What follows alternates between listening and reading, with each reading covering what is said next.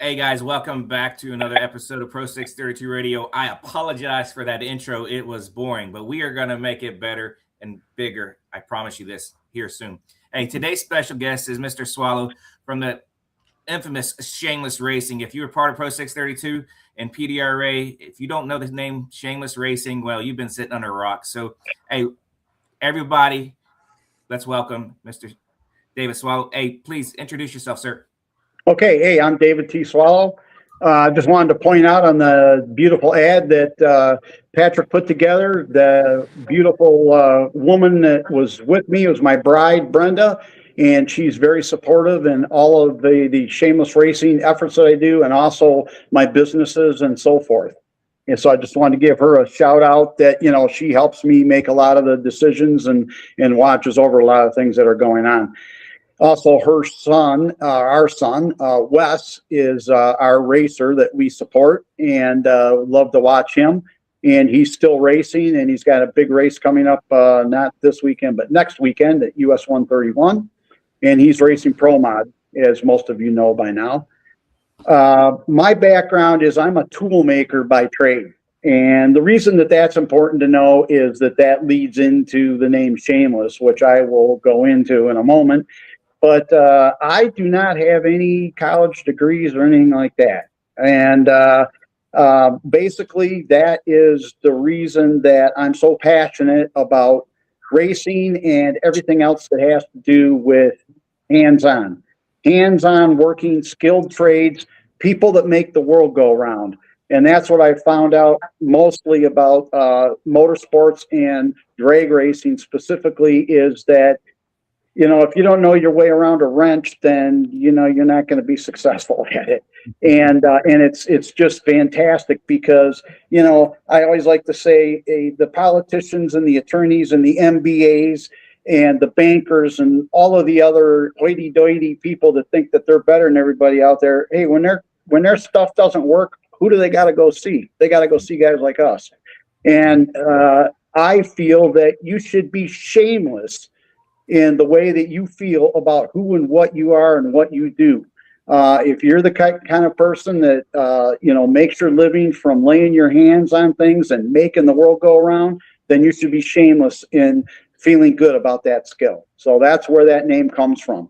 The little $sign on the S, that's just for the drag racing. That's kind of fun. We all know that, you know, man, we put way too much money in this thing. But, you know, that's what you're correct, sir. So where my money came from is a company called Creative Foam Corporation. I worked outside of that, and I worked as an apprentice and then a tool maker for many years, but went back to a company that my father started, which is called Creative Foam, FOAM Corporation, started in Fenton, Michigan, and he grew it to a very good size. And then I had the pleasure of being able to take it over in 2010. And we've grown that company now to 22 factory locations in 7 states and 3 countries. 60% of the revenues come from products that are sold to the automotive industry, directly to all of the different manufacturers, both domestic and foreign. And then 40% of the revenues at this time come from the medical industry and medical devices. And, you know, I actually worked for years in the company developing processes and building equipment and things of that nature. But always had a love and a passion for, you know, racing, and got involved in racing specifically with my son, Wes. But one of the important parts is to understand that I'm still working. I was not able to replace the whole team that we had with Creative Foam as they wanted to start retiring. So in 2017, I made the decision to merge with a private equity firm. And we did that. And then I created what's called a family office, which is not a place, it's an entity. And a family office is like a small private equity firm, but owned by a family. And so we now own 30% of Creative Foam. and I'm the vice chairman of the board in charge of mergers and acquisitions. And then since that time, I've also started another company called Superior Brass Casings, where we actually make the brass casings for bullets. We don't actually make the bullets, and we don't put the primers in, but we actually make the hard part. We make the brass casings. And so we started that business. And then in the racing side, I came to it very quickly as Wes wanted to move through the ranks, and he determined he wanted to race 632. And so then we purchased a chassis and got hooked up with Pat Musing Motors. And most of you are well aware of that, what happened with PDRA. And I know my first year with PDRA, they were still looking for a sponsor for the class. And I thought, well, what the heck? And so I sponsored the class for the first year, and then that carried on for another, I can't remember if it was 4 or 5 years, but I did sponsor the entire class for 4 or 5 years. In the meantime, I spend my winters in Naples, Florida. I was born and raised in Michigan, still spend the summers in Michigan, but spend the winters in Naples, Florida. And I was blessed enough to find a Mockley Dragway, which was so close to my home. The other thing is I have a car collection of I don't know, plus or minus 60 vehicles, and about 4 or 5 of those are race cars.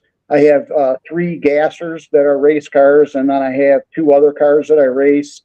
And I'm just, you know, a Mockley Dragway ran into a big problem a couple of years ago where they had to move the track due to the airport authority taking federal funds and having to change the location of their track, but still be able to remain.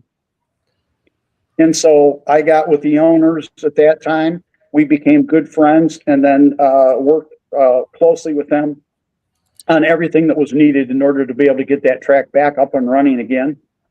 I race out there every Friday night during the winter when I'm down there for test and tune. I don't competitively race because my reaction time just sucks. But basically, I enjoy it though. It's just like such a relief being out on the track and just being at the track with all the other racers and so forth. It's just a real blessing. Then also I was in the mix. I was down to the last 2 people that wanted to buy Milan Dragway when it was for sale back in 19 and 20. There was 2 other men that bought it that were more passionate about having it than I was, but during that time, I sort of became close with them, and close enough that I sponsored. I was the main sponsor of the track for the first year, and we set the pricing where we wanted it to be for sponsorship, so that we could kind of, you know, set the bar a little bit higher than where they were at. Plus, these gentlemen did a lot of making the track just fantastic from what it was. And then you all know what happened in the last year and a half. We won't go into all that, but, we'll see that track may become available again. And, I may consider getting involved in it, but a Mockley Dragway right now, since it was closed down at the end of April. Fact is, the very last day, I thought I would tell you, it was a Sunday, and it was Shameless Racing Run Day Sunday. And that was the last day it was open. I sponsored that. They had that once a month. But we found another location in a different county, which is good. A county that's a little bit further inland that I don't think will have as much problem over time. And so we're going through all the jumps and hoops and things that we have to try to get that track up and going again, to build it in a new location. Other than that, I don't know if there's any questions or anything like that. I'm wide open. What do you need? That was a great introduction. I think by far the best introduction anyone has given us on this show, period. You are definitely an open book and a vast resource of knowledge in different areas. And, like you said, you don't need a college degree to set yourself apart. You just got to have the will and the desire to do it, sir. So once again, thank you and welcome to the show. I'll take it over to Jason for first. Yeah. So, what do you need from the racer to help you move forward at the new location? So there is a website, not a website, there's a Facebook page that's out there that you can sign up for support for Immokalee Dragway. I'll try to get that information out if I can. I'll probably, it might even be posted on my page, but if you can go to my Facebook page, and then I'll put it on the Shameless Facebook page also. But yes, anybody that could sign up for that and just, to show the support would be amazing. Well, we all know support is key in drag racing, from the racer side, and obviously what we're doing and what you're trying to do for Immokalee. I mean, to have another track in the state is great. I mean, there's a lot of races down there that went to your events there. Right. When we're talking off screen, like, Fakwa with FTD Custom had the bracket race there.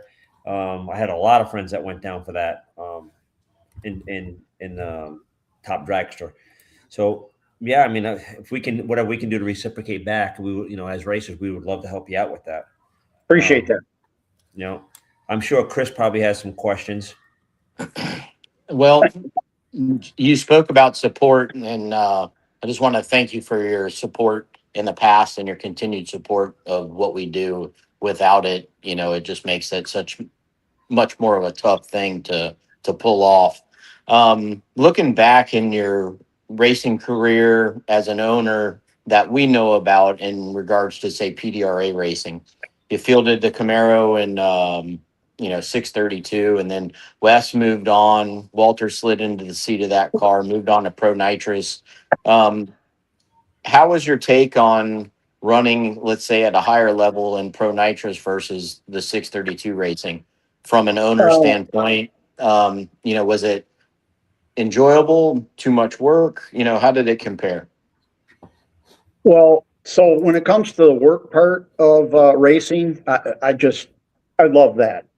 I'm the guy that when we're rebuilding engines at 3 a.m, a lot of times they shoo me out of the way, but then I'm there cleaning the oil pan and I'm cleaning the mats and doing all that kind of stuff. Just so the work part's great, and it didn't change from 632 to Pro Nitrous, but the investment to race, to be competitive, truly competitive in Pro Nitrous, it raises the bar dramatically financially to be able to do that.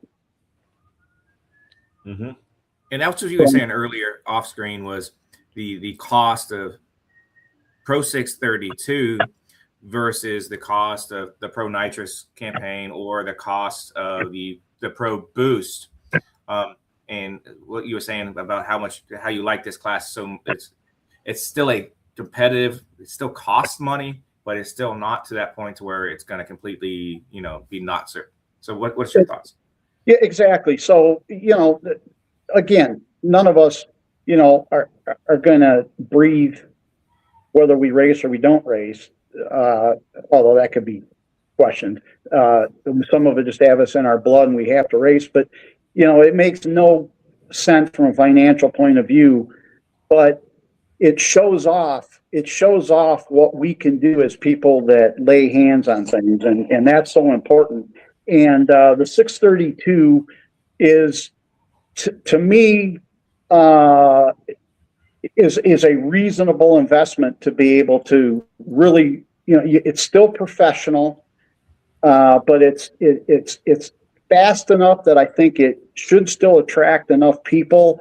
But the amount of damage and rebuilding and things that have to be done to the car and all of that, it just seems to be a much more reasonable investment than the Pro Mod. So we talk about that, right? The reasonable investment, and it's a struggle. It took me. I blew up 23 months ago, and I just now got the engine back together. And right. Yes, it was a struggle, and I knew what I had to do first. I have to, lights have to stay on the house. People got to get feed, all that good stuff, and the extra money slowly builds over time, and you can pay for it. Individually, right? Because I have a Redline Oil sponsors me. Appreciate it, Redline Oil, but it's it's a product-based sponsorship. It's not a a financial one. So to do that. I definitely understand. I would love to go race Pro Nitrous. I don't know about Pro Boost. I like the way the nitrous feels. Maybe it's just me. But the cost, granted, I could go buy a used engine, but the upkeep for every pass is just astronomically higher. And the car itself and everything, all the components is just way much higher for those classes than the 632 class. Yeah.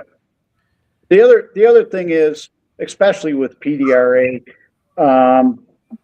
those were my favorite racing days, with the competitiveness and the camaraderie in the class. That was wonderful. And then the people that, I get to know. So as Chris just mentioned, when Wes decided to move up to Pro Nitrous, and I didn't want to, we had just won 2 world championships with that car. I didn't want to give that car up yet. And so I had considered actually getting my license and then driving that car. And then I finally had to pull my head out of nowhere and say, you know what, do I want to just keep feeding my ego, or would I rather feed by driving, or do I want to feed my ego by maybe actually having a chance to win? And over the years, competing head on with Walter, and we had become close, and it just was like a natural to ask him if he wanted to take over the driving. But those types of things that happen within the racing world, and it happens all the time, it's just so wonderful. It's great to be able to have that tight relationship with people, and then also all spend the time working hard together. Yeah. So for myself, some of the most fun times racing in my career as a whole was when you guys were fielding the car in Pro 632 at PDRA, and we were chasing you with, say, the Holdorf camp or some of my other customers at that time. And it was fun because we all got along. We all had a good time. But, man, when we pull into the water box, it was all business. I remember one time at Bradenton, we looked over across the way, and we were going to have to run you guys in the semifinal, I believe it was. And Troy was getting the spare engine and the engine hoist out.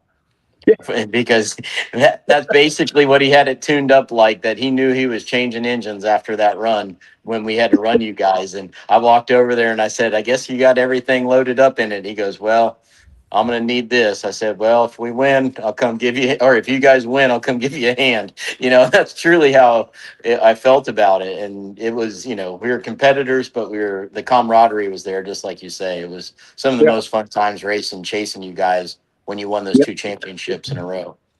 Yeah. Well, so, and that's what is with when you started this 632 program, you see me on there. I don't make it every week, but I, to make it as often as I can. And, but when now you're talking about putting this winter series together, I was like, oh man, I want to jump all over this and support it as much as I can, because it's just going to be magnificent. And I really am so happy to be part of it. And I think it'll have a real grassroots feel. A lot of this type of racing started in the South, and then it got picked up, and we were fortunate enough to travel with it some as a series. But now coming back to the South between Georgia and some of the Florida tracks and things of that nature, I think it's going to have that real grassroots feel that we're looking for. Right. I like it. I like it a lot. It's moving forward. We were at a good clip the last 3 weeks, and then now we're just waiting for the 3 tracks to take a few minutes and look over everything we sent to them and get it all back to us. And my opinion is, once one signs, the other one's going to go. They're going to follow suit. So whether it's Ozzy first or BMP, Don is over at South Georgia is supposed to get with each other this week, and it's just been emails. He's been consumed by business side of it, and at least he reaches out and says, hey, listen, I haven't forgotten about you. He goes, we just got to talk about the business side, and we're going to fit you in. So if there's anything that you need from me, please don't hold back. Just anything I can do to support it. And if, you need me to talk to some of the owners at the tracks or whatever, just reach out. Oh, I appreciate it. I mean, Yeah, we all do. there's moments it gets kind of overwhelming between everyday business at work, as and you're trying to do this at the same time and in a live stream and everything else that goes on in the world. It's like he says, sometimes I sit back, I'll call Chris up and I'm like, I'm dying here. And he's like, what's that, buddy? I can't. I've had enough already today. I'm in meltdown. Yeah, it's 9 a.m. He's over it. It's funny. Sometimes Dave and I will reach out to one another, and he's like, "I'll call you next week." And it's the same thing, So we'll call to check in or talk, shoot the crap, and he's like, "I'm swamped. I'll call you next week," and that's just how it is. But that's what it takes to carve out some time to go to these races and prepare a car and make all this go from a an advanced sportsman level. Hey, Dave. So, yep. All my car buddies get really angry with me all the time because they're going, "Come on, you're retired. You should be retired." I'm going, "You don't understand. You guys just don't get it. You don't understand. I'm 68, and you know when I'll retire? When they start digging the hole." Correct. So we talked about before offline in about you fielding a car if we get this fully kicked off, sir. So are you still in the process of doing that? Chris has spent a lot of time, he and I, talking about that very topic. And I've got a candidate car to do that with. I'm trying to remember, Chris, who's the name of the gentleman with the pretty Nova? Rob Briscoe.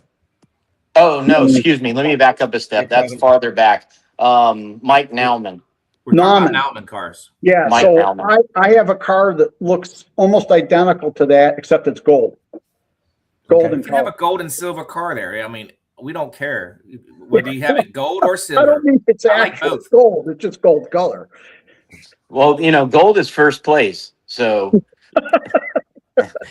But Make no right mistake. now it's got a 738 motor in it and 5 kits, and I need to, that's not going to work for that class. So that's kind of what we daily call driver? it's what we call a 632 in the South.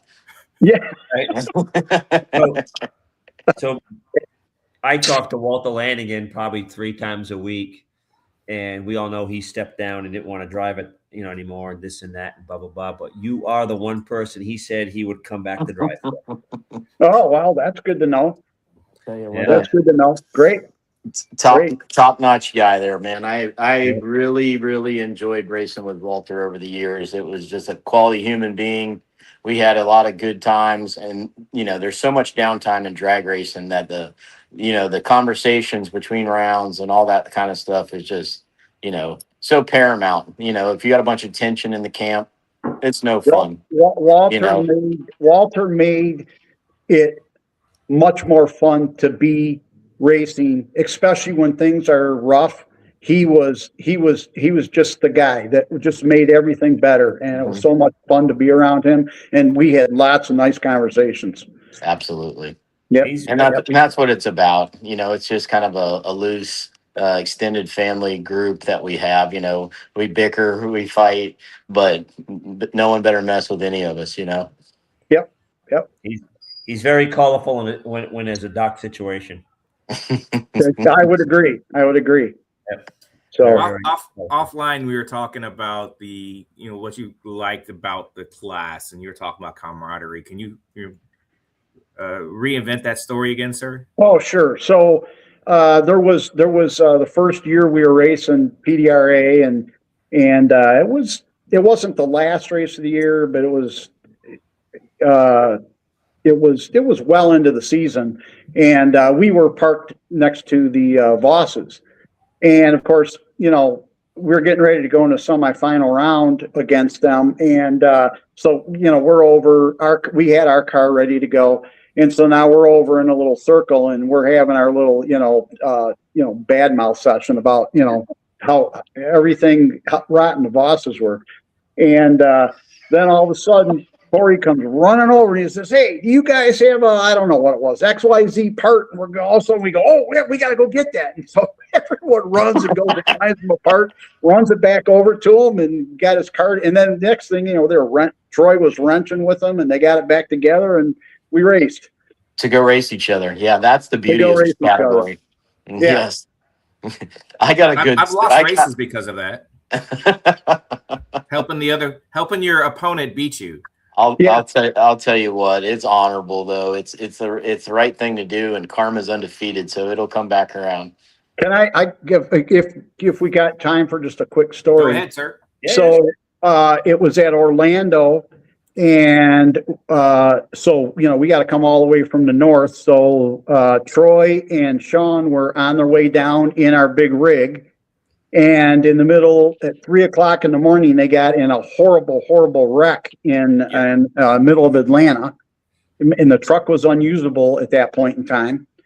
And even the front of the trailer got bent and everything else, but enough it could still be pulled. Chris Holdorf Sr. sent one of his guys with a truck, one of his trucks up there. To Atlanta. Picked our trailer up in Atlanta, brought it the rest of the way down and parked it. And then we raced all weekend. And I hate to say, but in the finals, we raced against Holdorf's, and we actually beat him. And he did all that for us to get us at that race. But we rather win on the racetrack versus you going there. I promise you, every time I had to line up against Wes, I said, "Hey, I know you're gonna beat me, but let's just bet on the start or on the light." He beat me on the light too, and I lost $50. But it's that racing thing, right? Yeah. If you're not there racing, you're on the side of the road. What's the point, right? Right. When they say it takes 2 cars to drag race, if I just show up and no one else shows up, what's the point? A real competitor does not want an easy win. No, that's very true. No. I got a good story about racing the Shameless Bunch. So we're in Bradenton for our infamous towing the cars to the start line with no spark plugs in their story. Oh boy. So, how this ends up going, we're thrashing, trying to, complete what our task was and get the car fired up and running. We're racing Wes, and obviously he does his burnout and backs up, and we're still jacking around and do a burnout and stomp the brakes and shoot the front end off. And we're over there wasting a bunch of time, and he's waiting on us. And we ended up fortunate enough to get the win regardless. We get down to the end of the track, and it's like, man, that stare down that Wes has got's pretty intense. It's like laser beams shooting across over there. He tows by and just stares at us, and really wanting to say something, but what do you say to a bunch of misfits like that? And we get back to the trailer, and I told Chris Sr., I said, "Well, Wes is pissed." He goes, "Well, hopefully he stays his ass over there, because that's going to hurt." And then here he comes. And I'm like, "Oh, here we go." And he goes, "I really wasn't being a dick down there. I'm just pissed off that I lost." And I said, "Either way, I apologize for holding you up. Win, lose, or draw, we'll race again. Thanks a lot." And he goes, "Oh, I'm not mad at you. I'm just mad we lost." Yeah, well, the rest of that story. So after that happened, then what the majority of people didn't know is that Chris Sr. and I had a big bet on that race. Besides, private bet. So he came over, and I had the money, and I was going to hand it to him, and he goes, "I'm not taking that." I go, "What do you mean you're not taking that?" And Wes is standing next to me, by the way, and a couple of Chris's guys are standing next to him. And he goes, "The way we made monkeys out of ourselves, up there on the line," he goes, "No way, we can't take that." And we, held Wes up and your car up and everything else. And Wes is just looking down, won't even look at him. He's shaking his head. And then Chris asks his other guys on your side, "You guys going to take the money?" And they're like, "No, we're not taking anybody." And to one up this deal, this was the semifinal.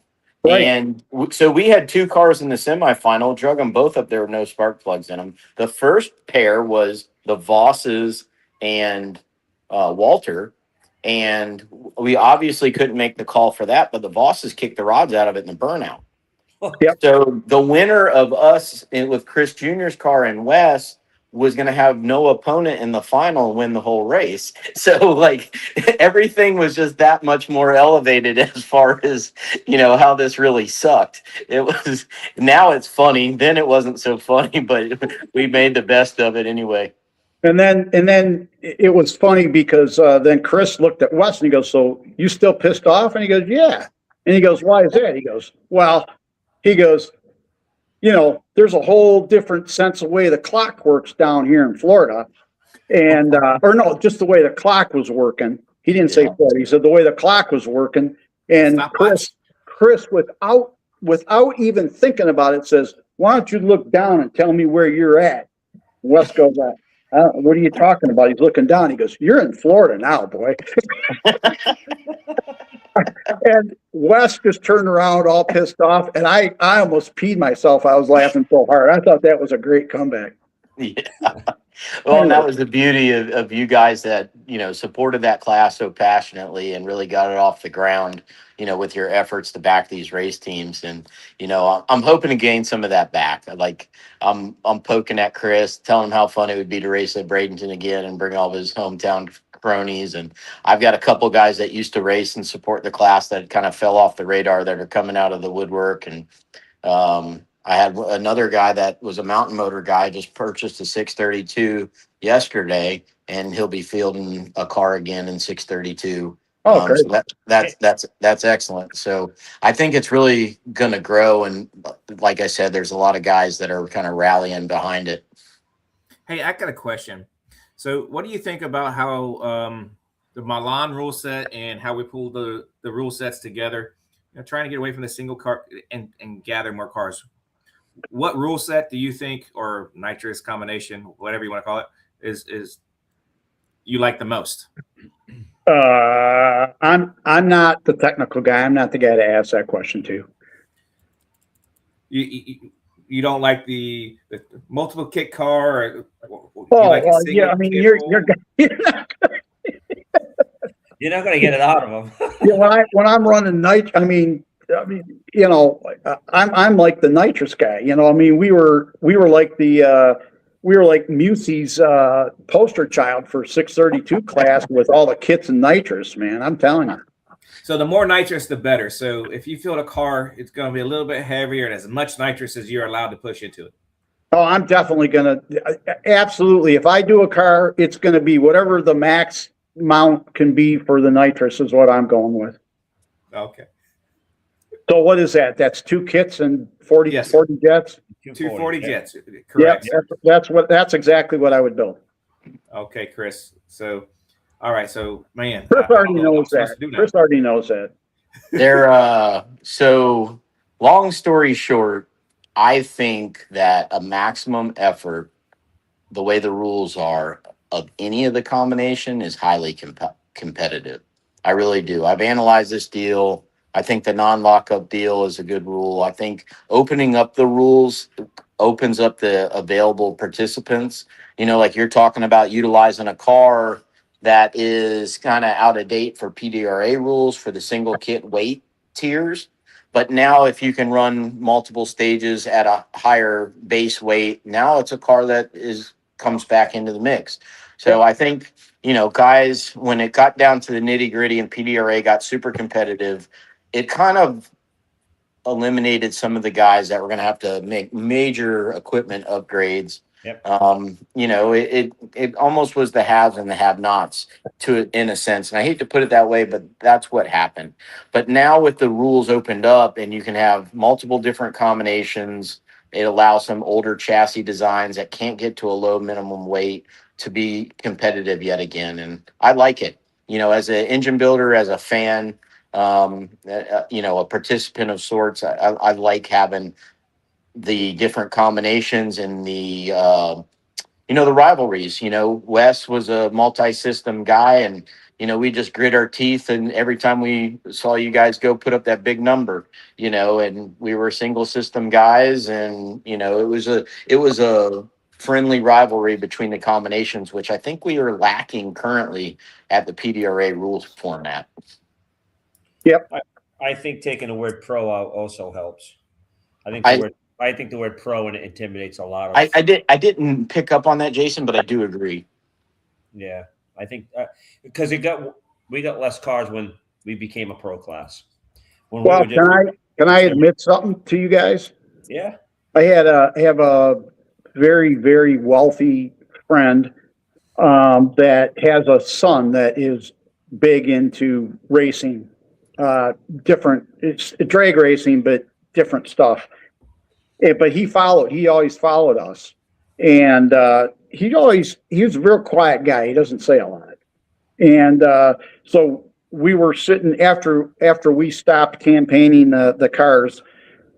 He was sitting around and we were talking one day, and I go, "Hey, good old days, and we did this, we did that, and 2 world championships, and I'm all beating my chest, and I'm all that in a bag of chips, and blah blah blah." He goes, "Well, yeah, you just throw more at it than anybody else and ruin the whole class." I kind of, like, for the first time, kind of woke up and said, well, I guess you're not totally wrong." I mean, isn't that what Troy always said? You said, yeah, God hates cowards.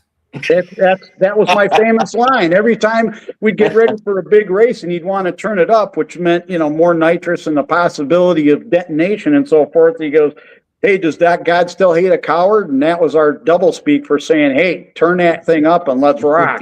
Because we got another, as you all know, we had another one sitting there ready to go. Sure. He had one in the chair and one in death row. Yep.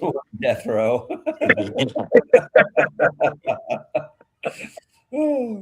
Sounds familiar.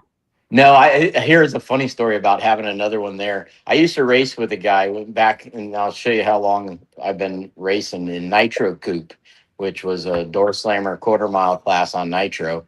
And we had a Hemi in the car, 2 in the trailer, but we also had a spare 3-cylinder for the Geo tow car because we used to spray it on the return road to go pick him up. So we had a spare motor for the tow car. That's funny. Yeah, we changed the motor in the Geo in 45 minutes one time because we had burned it up on the return road. Wow.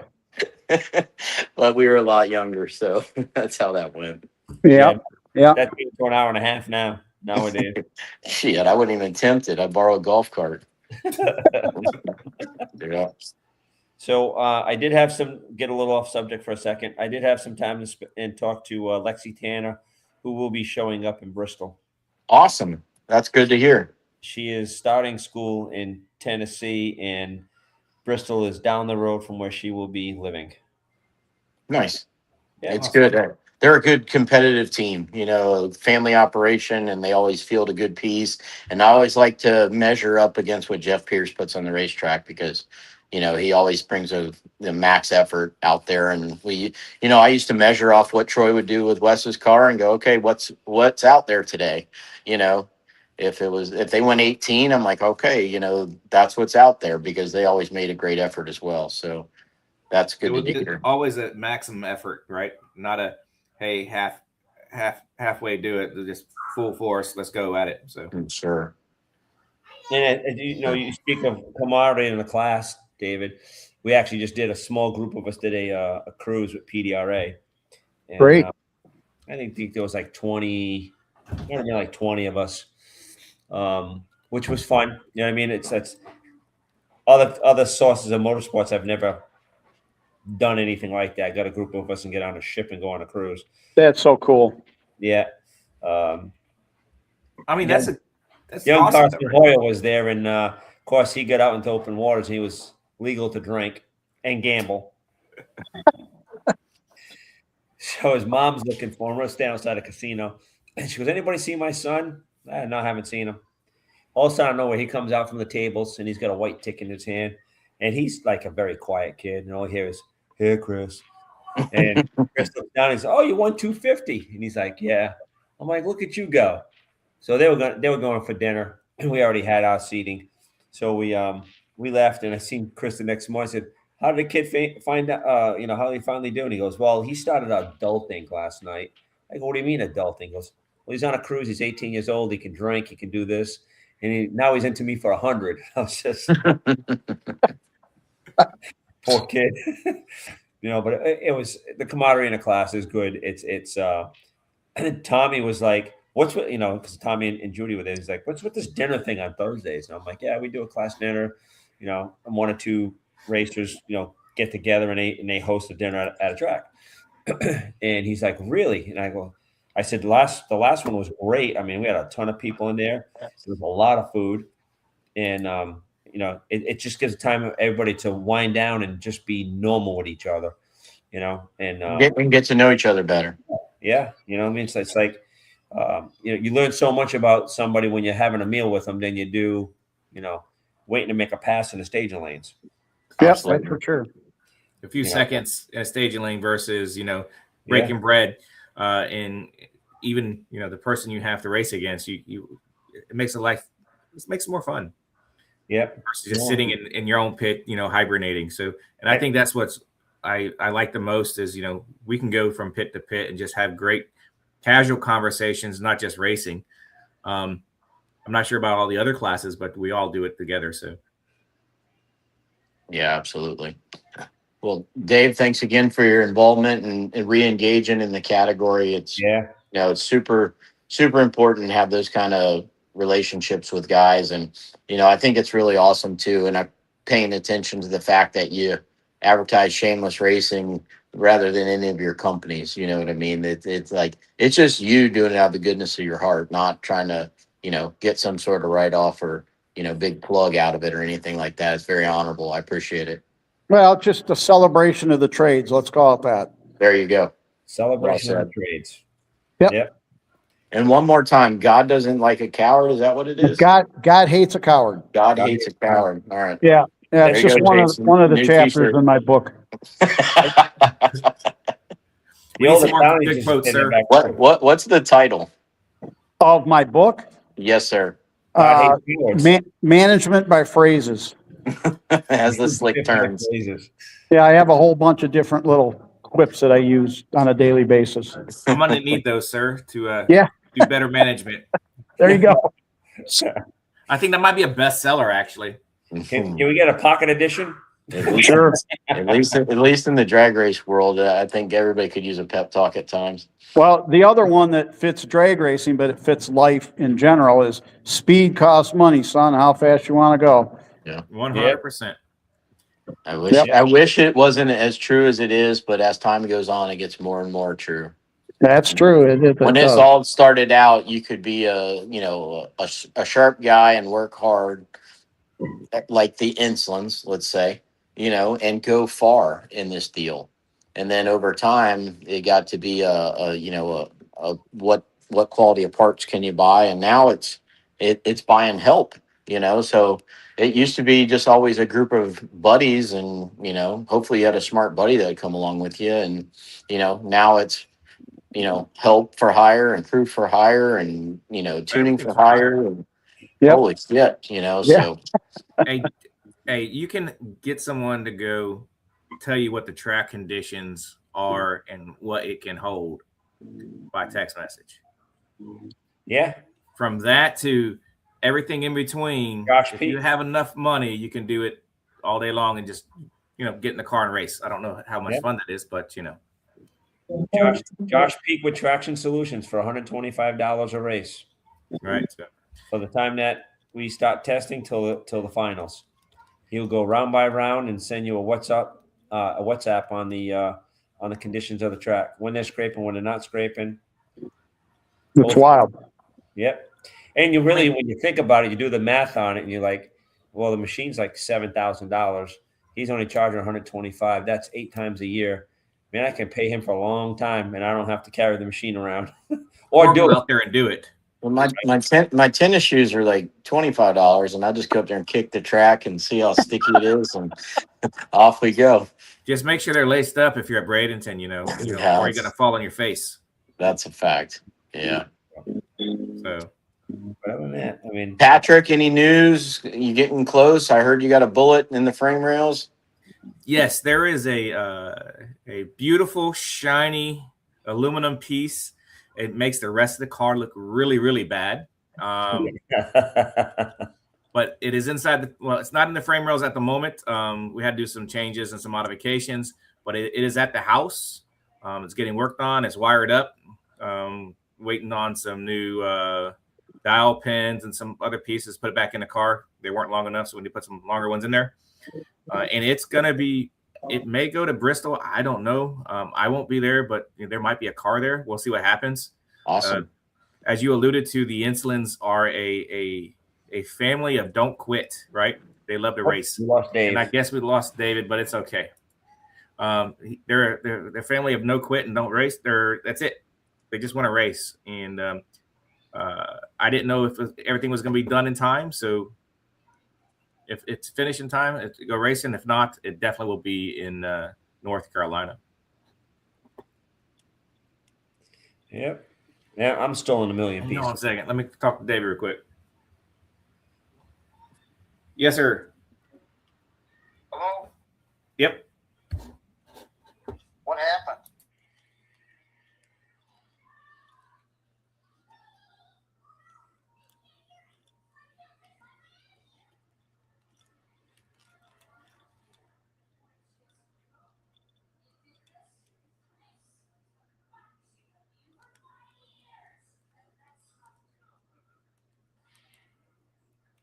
Well, while they're trying to get Dave's stuff going, talk about that cruise again. I had a great time, and I think Miss Judy would like to put something together again for 2027 season in the break. I don't know if it'll be a cruise or if it'll be a landlocked deal. I prefer a cruise because it's more controlling of people wandering, and everybody's right there. I mean, how far can you go on a ship? 500 feet. I don't know. I think this one's a little bigger than 500 feet, but it's pretty stout. I can tell you that. I don't even know what the hell it was. I think we're Oasis of the Seas, what we're on. I don't remember. And I would love to do another one, with more people, obviously. And it really, we get all the Southern Outlaws in there. for the amount of money, I think, when I first started out, I looked at Tommy and I said, by the time we get done, we could have went racing for the weekend. He goes, well, maybe you can. I can't. I got 3 cars. I was like, no, you got 4. You forgot the dragster. And he's like, Ashley. But, it's for a couple, it's a lot less than what you spend to go racing. You know what I mean? Not, unless you do, Correct. You go buy, you don't buy the drink package and you're paying for, alcohol out of your pocket. But that would be, something to look forward to in 2027 is to do that.